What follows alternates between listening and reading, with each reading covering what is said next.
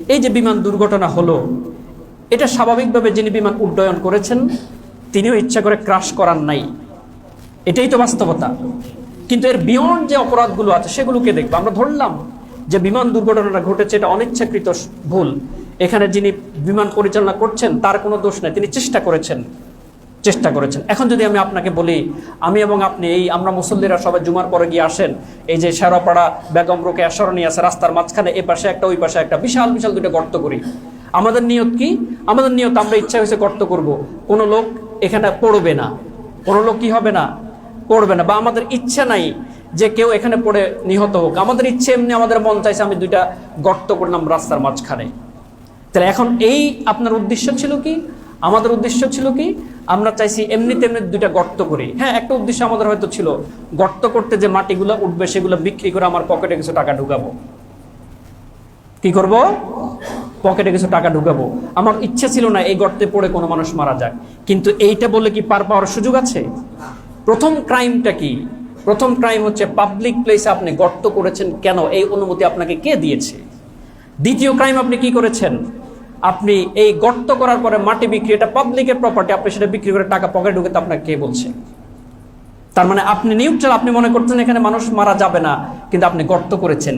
আপনি গর্ত করেছেন, এটাই তো আপনার একটা অপরাধ। আগে তো ওইটার বিচার হওয়া দরকার, পরেই তো মানুষ পড়লো না পড়লো সেটার বিচার। আমার কথা আপনারা বুঝতেছেন? আমরা ধরে নিলাম এই বিমান ক্র্যাশ অনিচ্ছাকৃতভাবে হয়েছে, কিন্তু আমরা বিভিন্ন মিডিয়ার মাধ্যমে যতটুকু তথ্য আমরা পেয়েছি সেই তথ্য কিন্তু ডিফারেন্ট কথা বলে।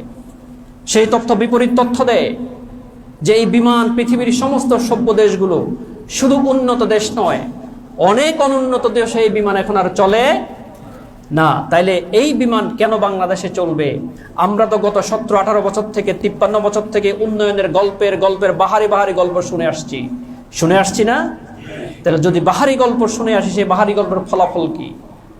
উন্নয়নের ফলাফল কি? 60-70 বছর আগের বিমান দিয়ে ক্রাশ করে 30-40 জন ইনোসেন্ট বাচ্চা মেরে ফেলা, এটা উন্নয়ন? তার মানে এখানে কোথাও না কোথাও ইনসাফের খেলাফ হয়েছে, যে কথা বলছি। এখানে কোথাও না কোথাও আদলের খেলাফ হয়েছে। এখানে কোথাও না কোথাও কোনো ব্যক্তিবর্গকে সুবিধা দিতে গিয়ে পুরো জনপদের বিরুদ্ধে পুরো জনপদকে ঝুঁকির মধ্যে ফেলানো হয়েছে, পুরো প্রজন্মকে ঝুঁকির মধ্যে ফেলে দেওয়া হয়েছে। আদলটা কেমন ছিল? যদি বিমানগুলো অনেক পুরনো হয়ে যাবে, বিমানের সাথে আদল কি হতো? বিমানগুলো ক্র্যাক করে দাও, বিমানগুলোকে বন্ধ করে দাও, এগুলো গার্বেজ করে ফেলো, এগুলো কেজির দ্বারা বিক্রি করে ফেলো, এটাকে ছুটিতে পাঠিয়ে দাও, এটাই তো হওয়ার কথা ছিল। কিন্তু হয়েছে? কেন হয় নাই? হয় নাই এজন্যই, যদি হতে যায় সেখানে অনেকের পকেটের টাকা কি হয়ে যাবে? পকেটে টাকা ঢুকবে না। নতুন করে বিমান কিনতে গেলে যে পরিমাণ টাকার হিসাব নিকাশ দিতে হবে, পুরান বিমানকে মেনটেনেন্স করে চালালে সেই হিসাব নিকাশ নাও দিতে হতে পারে। তার মানে এখানে ইনসাফ হয় নাই। এইখানে যে জনগণের টাকার প্রতি ইনসাফ করা হয় নাই, এখানে জনগণের সেফটি এবং সিকিউরিটির প্রতি ইনসাফ করা হয় নাই।